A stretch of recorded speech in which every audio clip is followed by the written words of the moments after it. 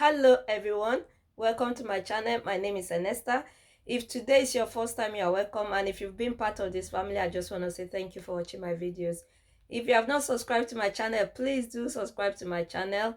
They might ask you to sign in. Please be patient and sign in. It's just to be sure you are over 18. They're not going to collect your data or check up on you in any way, so please be patient and sign in, and God will bless you. Thank you for watching my videos. Today I'm gonna go straight to another. We did one before. If you watched the one of yesterday, is about you know, a journey, step-by-step journey through IVF. I just want everyone to have insight of what happens inside IVF, because some have some kind of, imagination of the things that are going on in there, so that they will know that IVF is not bad after all, and to know how to support their family if they are going through it, or to encourage their family to kind of seek help instead of staying and praying and waiting and nothing is happening. Years are going and their joy is not being fulfilled. So that is what I want to kind of, it's not just for those going through the step, going through the journey. It is for families as well, to know how you can support them as well, or how you can make life easy for them, because they need you. They need your support actually. That is why I am doing this video. Yesterday we talked about the journey, the diet part, to change your diet, to eat good food, get the nutrients you need in your body to conceive. Even when you are doing it naturally, you still need those nutrients. So we talked about that. Check that video out. And then this one today, we stopped yesterday. I think we stopped at when you're going to be taking your injection after your menses. That is where we stopped. So I'm going to continue from there today.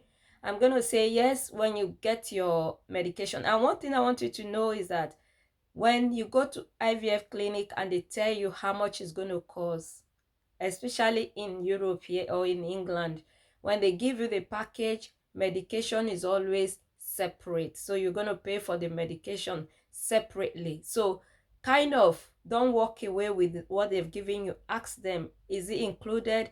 They will tell you. If it's not included, they will tell you, because most times they separate these things. You pay for the medication still. So be sure that you are living there with everything, both medication and the package, everything together, living there with the total of what is going to cost you. And I always advise people, even if it's going to cost you, let's say £5,000, always make room, have more than that, so that if there's anything that will come, because sometimes you'll be on that medication and it's not good for you, or something is not working the way it should work, they can't stop it and then give you some break before you continue. And if they stop it, you're going to need more medication to add to it to kind of complete the course. So I will be, if I were you, I will have extra, before I start anything, have extra with you, so that you not get into the thing and the treatment, and then you have to stop before you start to look for money again to make it up to go on again. So have extra. If you don't use it, all well and good, and if you do, all well and good. So for those who are watching this now that did not watch the first one, please try and watch the first one, because this, we are dealing with IVF journey here from start to the end. So this is the second part that we are on already, and you can look at other videos how you will know if you need IVF treatment. So we talked about the journey, everything you need to do to check out everything with your doctor and everything before you get to this part that we are. So we're not going to go back that much, but just check the videos. And before I go into anything, I want you to know that I'm not a doctor, neither do I have a medical qualification. All these things are based on research and experiences of others that I kind of have. So I'm going to go straight now. We stopped at you taking the injection and how you should take the injection. They will teach you, or teach your husband, your partner, or someone that someone you choose from the family or friend that you want them to walk through this journey with you. They will teach them to be there for you, to kind of help you out. But to be honest with you, if you will tell family. I will say tell your family to support you. But sometimes some of these things we don't want to tell, we want to keep it to ourselves. So it's up to you the kind of way you live your life. So whatever you do is okay. So I'm gonna say, if you start that injection, there are up and downs of that injection. The side effect of the injection is, like I said before, your mood will be swinging left, right, and center. Or you'll be having bloated stomach, headache, all kind of little things here. You'll be experiencing them. All those things, they are just like part of the thing. And when you start that medication, there's this, you go for blood test every morning to monitor what it is. I don't know if it's still every morning, but years back I know it was still every morning. You go every morning for a blood test and a scan. The blood test is to kind of check, they'll take your blood and check to make sure that the medication is not too much for you. The quantity you are taking is not too much for you or is too low for you, because that medication is meant to help you to produce more eggs or follicles. It's meant to help you to produce more, and the more you produce, they want to see it growing. So they want to see it every time growing. That is why you do the scan. I think the scan is every day or every other day. I'm not sure now. But you do that scan. Each time you go, you do that scan. They do the scan for you to check the follicles, if they are growing, or how many you have produced, or are they growing, are they healthy. All those things they will be checking through scan. And the scan is done, not the one you do on the rub and check, is the one they do through your vagina. They put a condom on the scan stick and they insert it through you, and they check in there for your follicles, your the follicles that that is you are producing. If it is good quality, if it is working well, if it is what they want to see, you will continue with your treatment. But if it is not what they want to see, they will stop your treatment. So each journey, you need prayers for each journey, that everything has to work well for you. So keep your finger crossed on each journey. I will pray about each journey. If you are not the praying type, have faith on each journey. But if you are the praying type, pray through and have faith through each journey, because you need it. So if they find out that your follicles, your eggs, you're producing eggs and you're growing well and everything is fine, they will leave you at that dose and watch you like that, with the blood test, monitoring you day and night, making sure everything is going. But if they find out that one thing or the other is not doing well, they either reduce your medication or increase the medication. So from your blood test, they can tell either to reduce it or to increase it or to stop it. So everything you are doing, they will monitor you 24/7 to be sure that everything is going well. And if everything is going well, if you produce so much eggs and so much follicles, they will kind of check, they will see. And I pray you do. Some don't much, some do have one or two, some have three, why some have 20 something. If you ask me why should it be so, I don't know. Some have so many, and meanwhile some don't have at all, or some will have two or three that will be recovered, while some will have 20 something that they will recover. So that is why you have to look after yourself. I'm not saying is the food or is what is, everyone's cases are different. That is why I say they tailor these things according to your need. If you are older, have it in mind, if you are older, your IVF may be more expensive than when you are younger, because what they will do with you as older person is different from what they will do with a younger person. Your eggs, how they will manage your eggs or manage what they will do with you to your hormone and all will be different from what they will do in younger people. So your medication will be different from the younger person's medication. So you cannot compare the prices. They can never be the same. And if you start your journey and they find out something is not right and they need to introduce something into it, you will still have to pay for that, whatever they are introducing. That is why I said make sure you have excess money when you are going on to this treatment. That is for that. And then another thing, when they checking your follicles or egg, checking them how they're growing, they can see if it's maturing. And meanwhile, it's not all the eggs that are produced that will grow to maturity. Some will stop on the way, and some will kind of grow, and some will not grow at all, and some will grow but they will not be healthy. So all these things, that is why I said to you that look, these things, doctors have no power over it. God is the one that has power over everything. So in everything, you need your fingers crossed. If you get to the end of the injection, I think takes between 8 and 10 days, depending on who the person is, or more, depending on the person's case. But it's between 8 and 10 or more. So be prepared that in those days, those 2 weeks, nearly 2 weeks, you might be tied down with injections and scan and blood tests. And the blood test is every morning. And another thing I'm going to tell you about taking your medication is that if you want to do your medication at 5 o'clock, make sure you do it at 5 o'clock every day.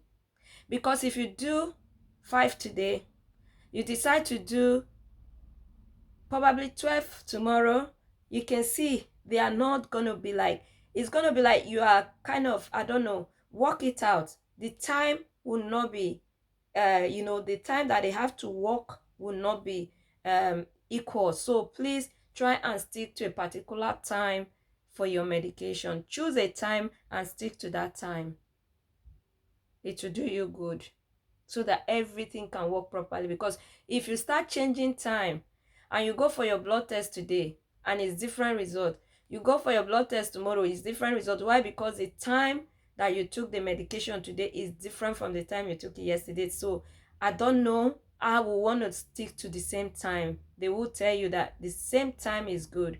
But I know sometimes we do it behind and say they will not know. Sometimes they do. They do know. They even if they don't know you are doing it, they will think it's your result that is coming out that way. Meanwhile, it's not your result. It's just the way you are taking your medication. So try and stick to same time every day with your medication. And then your scan, I've talked about your scan, what they'll be checking and how they'll be checking it, but how through the vagina, not through the normal way. So that one is for the scan. And then after that, if they find out that the day that you finish, I told you before, you take one injection before, and at the end of the day, there's one single injection that you will take when you finish all your, if everything goes well and you finish all your injection and injections and all, there is one that you will take at the end of the day, at the end of all these injections. Is going to be the one to kind of prepare the egg for recovery. That one will make it matured finally, like a final icing on the cake before they kind of get the eggs out. And I think you take that one, is it 36 hours before the egg recovery? I think some kind of hours that way. Sorry, I can't remember them off by heart now. So you take that injection and wait for those hours before they recover your eggs. I'm going to jump to the man now.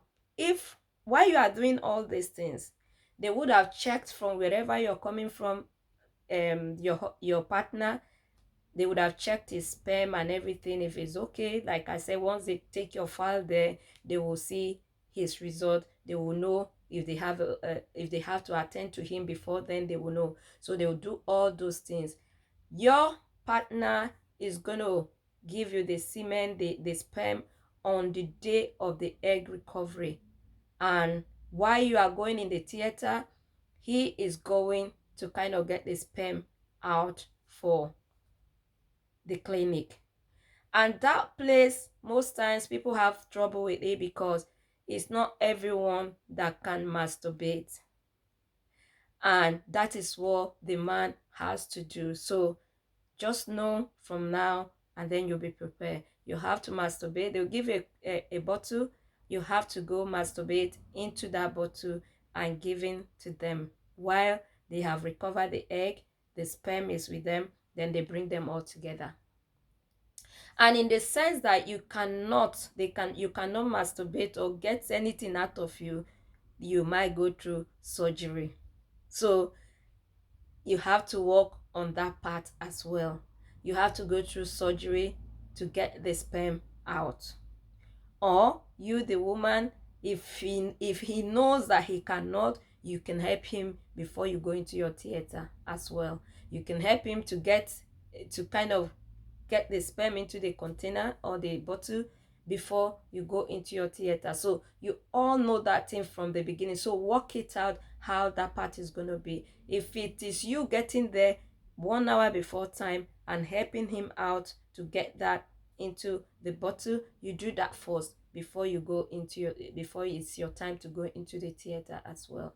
And when you get to the theater, it's going to be like a minor surgery, but I think they will put you to, I don't know, these days maybe they don't put to sleep, but in those days they'll put you to sleep. And it's not like a long time thing. It's like maybe 30 minutes you are out. Yes, it is painful. No, it is not painful. Yes, it is painful. No, it is not painful. Yes, in the sense that anything that touches the body in a way, abnormal way, like what, like let's say for example, they're gonna hold, use something to hold the neck of your womb to pass this syringe or whatever it's called, or host in there to suck the follicles out of the. So definitely it's gonna hurt. You're gonna bleed for a day or two, you're gonna see like stain and everything after you come out. So you're gonna feel that pain, not like massive pain. You can take paracetamol to kind of work on that one, and you'll be fine before the replacement. So you're gonna feel that pain, but it's not like a wow pain that you have to be scared of, because they're not cutting you up, they're not doing anything, they're only going there to collect something. It's just that you're gonna be irritated. That is it. Then two, when you are going, if you have a partner, let him be there to help you drive you back home, or arrange for a transport for someone to take you back home, because you'll not be allowed to drive at that condition. When after the anesthetic, you're not going to be allowed to drive. And secondly, another thing is that by the time you are done with the egg recovery, you can go home. When they'll give you some time to rest before you go home. And while your husband or partner is going through all those things, tests and all, if they find anything abnormal, when I mean abnormal, like they cannot get sperm out of him normally, they will go through surgical to get the sperm out of him through operation. And that one will be done on the day you are going to the theater. That is when he too be going into his own theater as well. So they will get the sperm, because the sperm has to be there. But in a case whereby your husband is not going to be here on that day, it's going to be away, they can still collect his sperm and keep until that day when your eggs are recovered. Then they'll put the sperm together. But to be honest with you, I always say the fresh ones are better. As you're going in today, he is bringing it today. The fresh one for me is better. So whatever you do, make room for the fresh one. Trust me, the fresh one is better. They have more chances of so many good things. So aim for the fresh things and not the frozen ones. That one is there. And then when they take your egg, they put them in some small dish kind of things like that, and put the sperm there, and they leave them in the thingy, is incubator, whatever. They leave them there to fertilize till the next morning, while you go home and wait for the call. The call, the waiting is gonna be, it's just that time. But the waiting is going to be like is a week waiting, because you'll be so anxious, so stressed. After you come out of the theater, they're going to tell you, okay, we have recovered this, we have recovered that. They're going to tell you. Then they will tell you, we will wait for how many will fertilize, because it might not fertilize at all, and it might fertilize, and one will fertilize, or two will fertilize, or three, depending on how many eggs they got from you. If they don't fertilize, there's nothing to replace. So that is the stress that you have in IVF. I'm going to stop here, and I'll continue in my next video. I hope I am getting this right. I think so. Like I said, I'm not a doctor. I do not have medical qualification. If you need to do these things, seek your doctor. I'm only guiding you from what I know, so that when you are going, that anxiety, that fear, that worries will not be there. Because trust me, it can be stressful. Even if you like have the whole money in the world, it can be stressful. So those are the things that I'm trying to get off you if I can. So continue watching. Watch my next one as well. We might finish in the next one, and we may not. I do not know yet. But let's keep going until we get to the end of this whole thing. Thank you for watching, and God bless you. And I'm keeping my fingers crossed for you. And we'll see again soon in the next video. Remain blessed. God bless you. Bye.